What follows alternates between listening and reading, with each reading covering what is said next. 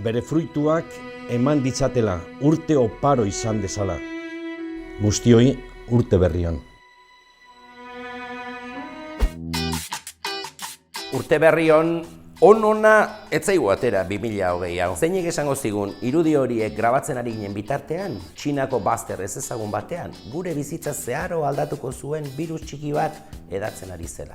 2 hilabete geroago, etxean sartuta geunden, zientzia fikziozko pelikula batean bageunde bezala. Eta orduan bapatean, komuneko papera ere luxuzko produktua bihurtu zen. Txakurra izateak zenolako abantaila dituen konturatu ginen, barruan daramagun Masterchef hori atera genuen. Eta noski, egindako bizkotxoiek erretzeko zumba egiten hasi ginen egon gelan. Gurasoak irakasle birakatu ziren, eta gure bizitza pantalla bati hitz egiten ematen genuen.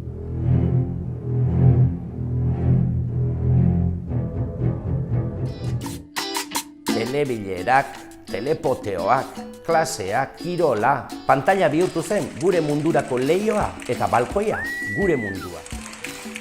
Bertatik, osasungintzako langileak txalotu, San Prudentzio eta Aberri eguna ospatu, eta abar egin genuen. Eta orain serio, ardura eta elkartasuna ere erakutsi genituen. Konfinamentua bukatu zen noizbait, baina hala nola ibili gara horrez gero. Musukoa eramatera ohituta, ilarak egiten. Mikel, ez izan zalantzarik. Herri hau altzatuko da, beti egin duen moduan.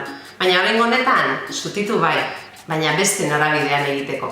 Merezi dugun arabak behar duelako. Araba anitza, ekologista, feminista, euskalduna eta gorria noski. Egoera ikusita ez dakit ausartuko naizen urte berri ona opatzera. Baina zinez esaten dizuet, irri eta herri egiten duen araba izaten jarraitu nahi dugula. Guztion partez eta nola ez, modu telematikoan.